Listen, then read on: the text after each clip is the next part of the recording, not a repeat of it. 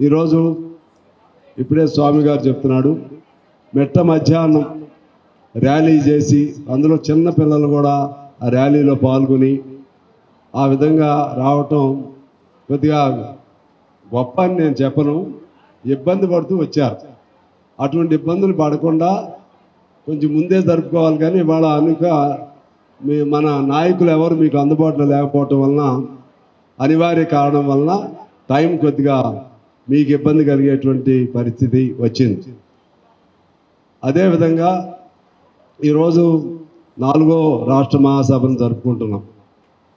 ప్రజానాట్య మండలి అంటే ఉమ్మడి తెలుగు రాష్ట్రాల్లో కళలకు కాణాచి, ప్రతి కళ, ప్రతి ప్రజా కళ, అదేవిధంగా ప్రతి జానపద కళలకు, జానపద నృత్యాలకు, జానపద ఇతర సాంస్కృతిక జానపదంలో ఉన్నటువంటి దానికి అనుబంధంగా ఉన్న సాంస్కృతిక కార్యక్రమాలకు, దప్పైనా లేకపోతే దరువైనా లేకపోతే పల్లవి అయినా చరణమైనా, ఈ అన్నిటికీ మూలాధారం ఎవరై అంటే ప్రజానాట్య మండలి. అంటే ఈ రాష్ట్రంలో నేనంటే మనల్ని మనం ఉత్సాహపరచుకోవడానికి చెప్పే మాటలు కాదు, ఇది వాస్తవం. ఈ వాస్తవం దీని నుంచే ఇవాళ అనేక సంఘాలు, అరుణోదయం వచ్చినా లేకపోతే ఇంకా ఇతర వామపక్ష కళాకారుల సంఘాలు వచ్చినా మాతృగా మన ప్రజానాట్య మండలి. అలాగే ఇప్టా కూడా ఆల్ ఇండియాలో కూడా మన సంఘమే మొదటి సంఘం. దానికి అనుబంధంగానే ప్రజానాట్య మండలి మనం ఏర్పాటు చేసుకోవడం జరిగింది. ఈ సందర్భంగా ఈ సంఘానికి సంబంధించి ఆనాడు మనం ఓన్లీ కళాకారుల సమస్యలే కాకుండా అసలు ఎందుకు కళలు అనేవి ఎప్పుడో చరిత్ర మొదలైన దగ్గర నుంచి వివిధ రూపాల్లో కళలు ఉండేవి. మానవ జాతి చరిత్ర మొదలైనప్పటి నుంచి వివిధ రూపాల్లో కళలు ఉండేవి. అప్పుడున్న రోజులను బట్టి, అప్పుడున్న సాంప్రదాయాలను బట్టి అలా ఉండేవి. కానీ దానికి ఒక రూపం తీసుకొచ్చింది ప్రజానాట్య మండలి. అంటే కళలు రాజులను ఆనందపరచడానికో లేకపోతే ఇతర ఆనందపడే విధంగా కార్యక్రమాలు చేయటం కోసం, వాటి కోసమే కాదు, కళలు అనేవి ప్రజల సంబంధించిన కళలుగా మలుచుకోవాలి. ప్రజల గొంతుకులాగా, ప్రజల భావాలకు ప్రతీకగా కళలు ఉండాలి. ఒకవైపు సాంస్కృతిక పరంగా ఎన్ని రూపాల్లో ఉన్నా సరే అంతిమ లక్ష్యం మనిషికి మంచి జరిగే విధంగా కళలు ఉండాలి అనే లక్ష్యంతో ప్రజానాట్య మండలిని పేరు పెట్టడం జరిగింది. ప్రజా కళలుగా మనం మలుచుకున్నాం.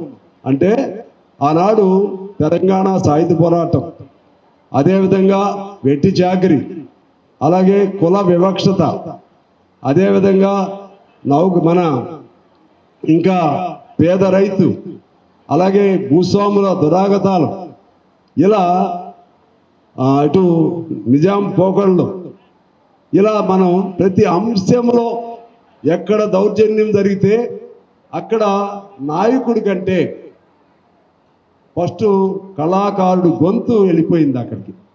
ఎక్కడ ఇబ్బందులు జరిగితే ఆ ఇబ్బందుల్లో నుంచే కళలు పుట్టే విధంగా మనం ప్రజానాట్య మండలి ఏర్పాటు అయింది.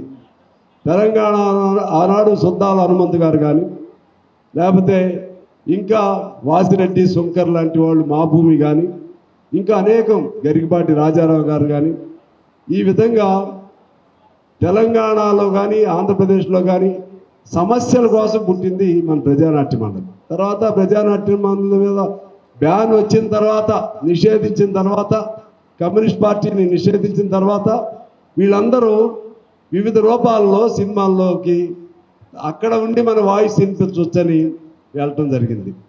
ఆ సినిమాల్లోకి వెళ్ళిన వాళ్ళల్లో గుమ్మడి గారు ఉన్నాడు, మిక్కిలినేని రాధాకృష్ణ గారు ఉన్నారు, అల్లూరు రామలింగయ్య గారు ఉన్నాడు, నాగభూషణ్ గారు ఉన్నాడు, జి వరలక్ష్మి గారు ఉన్నారు, గుమ్మడి గారు, జి వరలక్ష్మి గారు, జమున గారు ఉన్నారు. ఇంకా అనేక మంది ఆనాడు మ్యూజిక్ డైరెక్టర్స్ ఉన్నారు, కవులు, కళాకారులు, గొప్ప రచయితలు అందరూ కూడా సినిమా రంగం వైపు వెళ్ళటం జరిగింది. సో ఇటువంటి గొప్ప చరిత్ర కలిగిన ఈ ప్రజానాట్య మండలికి వారసులుగా మీరు ఉన్నందుకు మీకు అభినందనలు తెలియజేస్తూ, భవిష్యత్తులో ఇంకా మీరు ఇవాళ అందరిని ఇబ్బంది పెట్టి ఇక్కడికి పిలిపించారు.